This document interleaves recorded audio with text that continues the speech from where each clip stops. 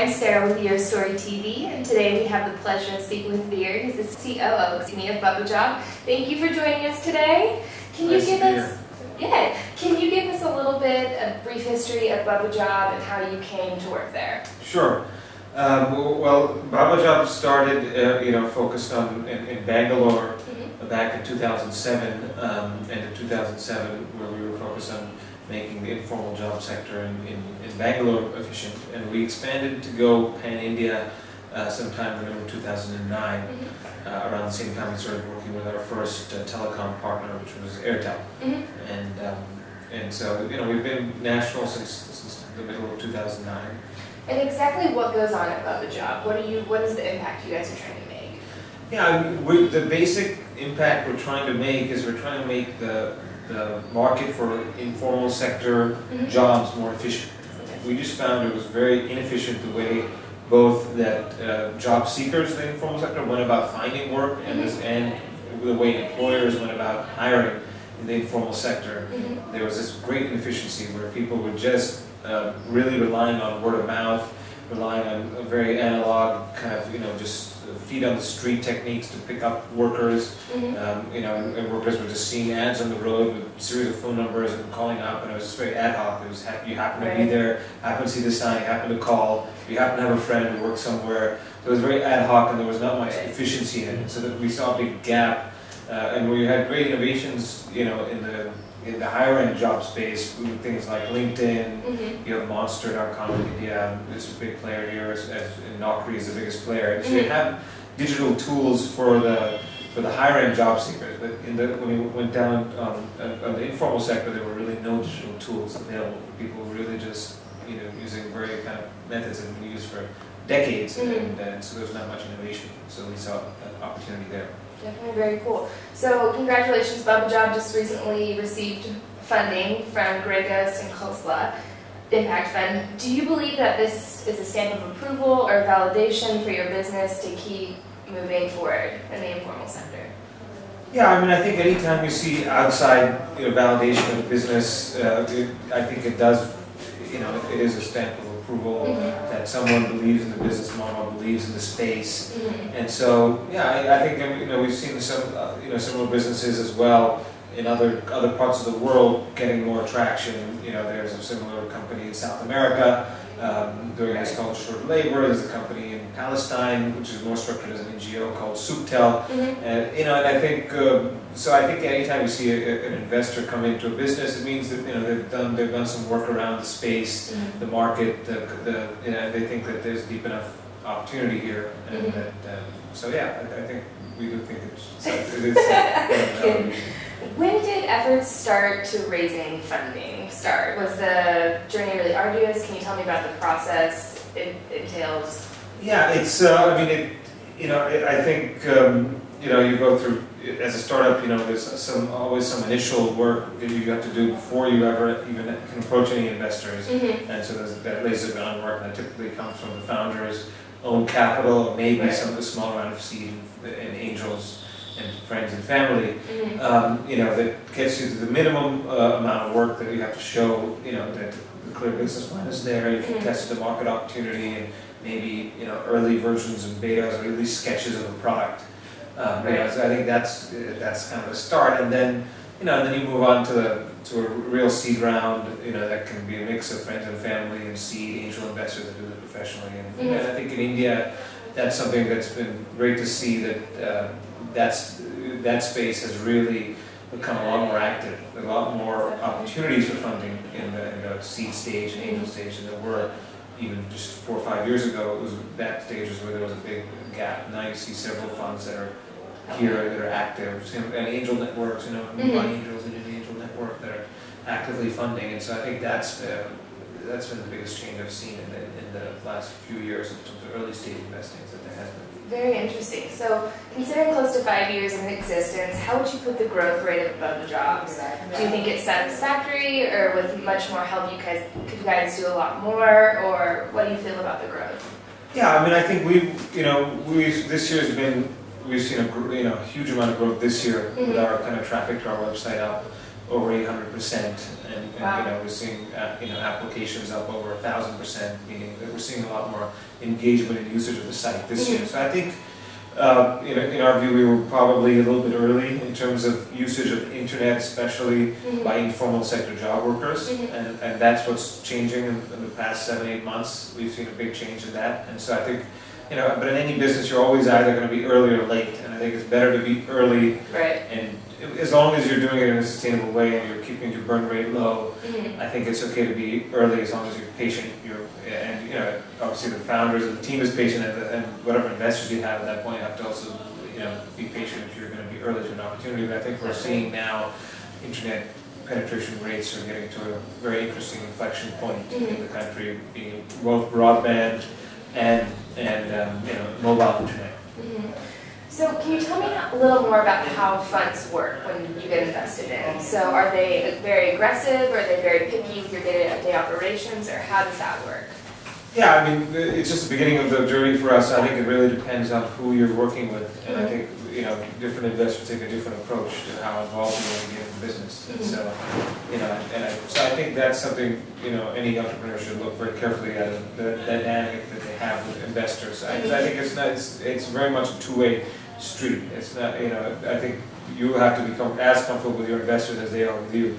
And I think if that's not the case, I think I've heard many stories of entrepreneurs who haven't had a very comfortable relationship with their investors, and the amount of information asked it does get arduous, and it does get very difficult to comply with their information rights. And so because they, contractually they're obligated to get quite a large amount of information from any business, and whether they exercise those rights or not depends on how you build and manage that relationship.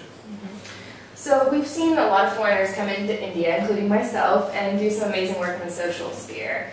Babajob is one such example, with having Sean leading your helm. How do you think this aspect has shaped Babajob? Is it easier for you guys? Do you think it provides more hurdles for the company, or how do you think that works? Yeah, I mean, I'd say, I think it has its mixed bag in terms of the, it's good because it brings a different perspective. Someone coming from outside the country, someone who's had exposure to a lot of different business ideas, different plans, but at this point, I think Sean's been here a long time enough to know the way things work. So I think it's actually very important to have a mix of people on your team that have local experience on the ground, because you can't translate a lot of business plans from other countries and just think they're going to be able to execute them here. It's very different. So I think it's a mixture of experience, and I think you learn pretty quickly once you hear how things work. And I think most teams I've seen that do have the founders from outside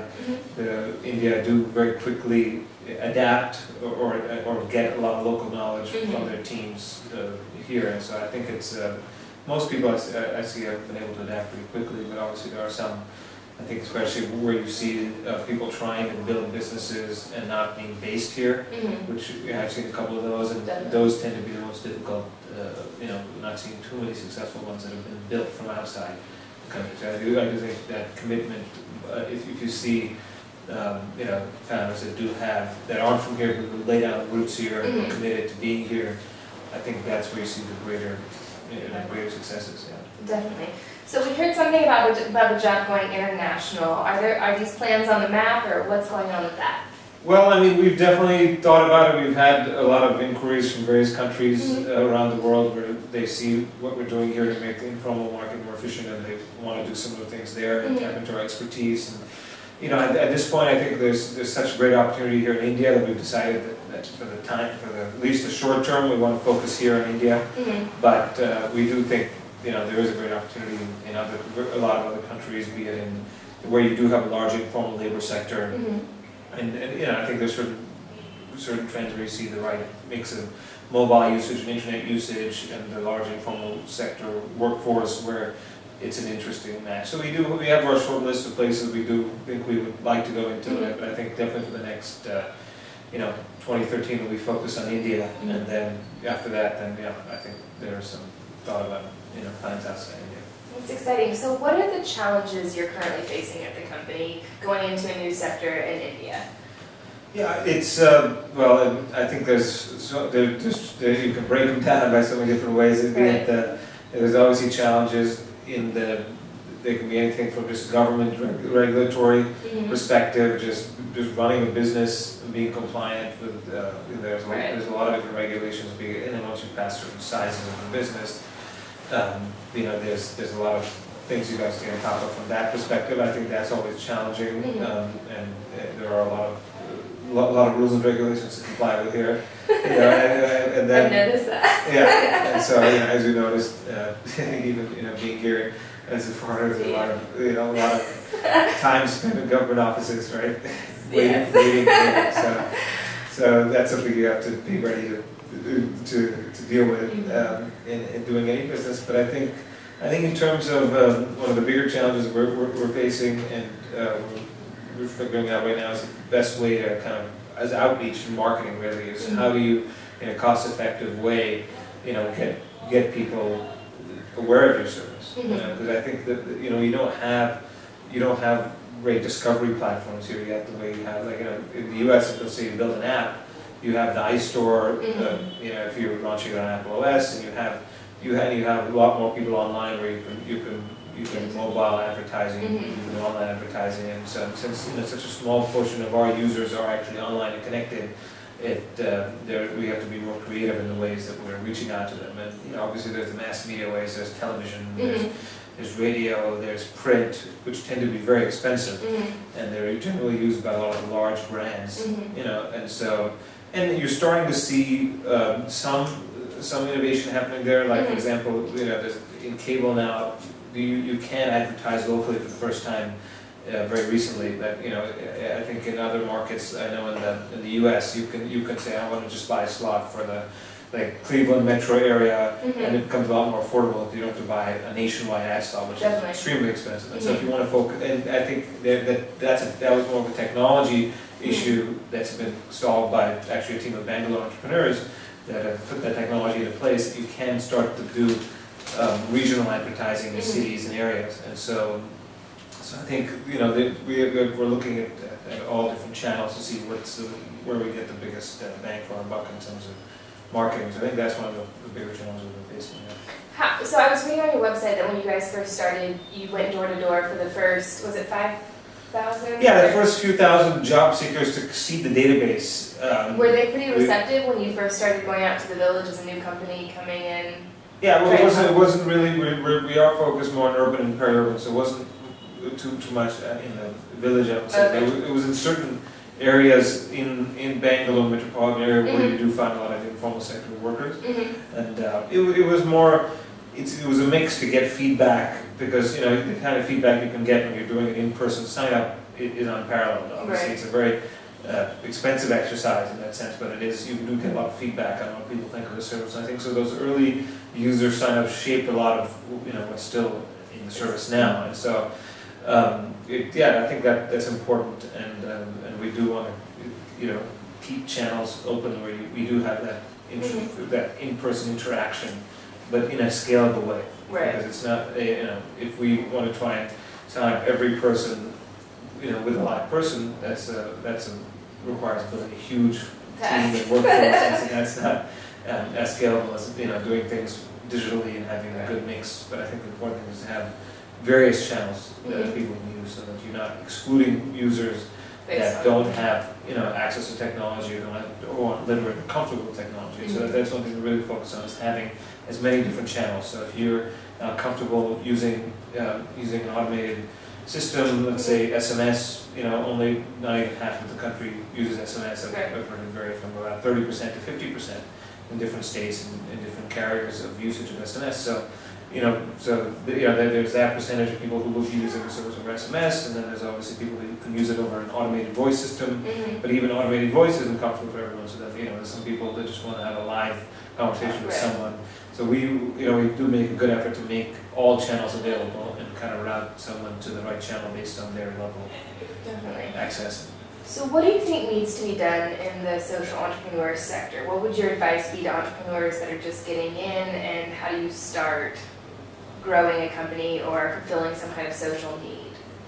Yeah, I think, I mean, at least where we saw this as a great market opportunity that was untapped, and so I think, and it just, you know, it happened to be that it was serving bottom of the pyramid job seekers, and so I think I would tell any social entrepreneur to look at the market where you see an opportunity in the market, and if it happens to be, I think a lot of them happen to be in places right now where there is also a social benefit, and so, but you know, we thought of it as a way of what innovations have kind of impacted the lives of people, especially lower income people in India over the past decade, and I think on the top of that list has to be the mobile phone, right? And that's, I don't know if you don't classify that as a social business, a social enterprise. You know, they're for-profit companies, but in terms of impact on the lives of millions of people, I think that's been the biggest, and so I think that's what drives us as a philosophy is you know, we want to create a profitable, sustainable business, and that's where we're going to reach the biggest number of people.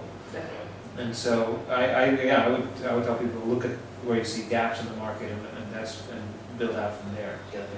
Well, thank you so much for joining us today. That was Vir with Babajob. Tune in to our next episode, and also check out YourStory.in.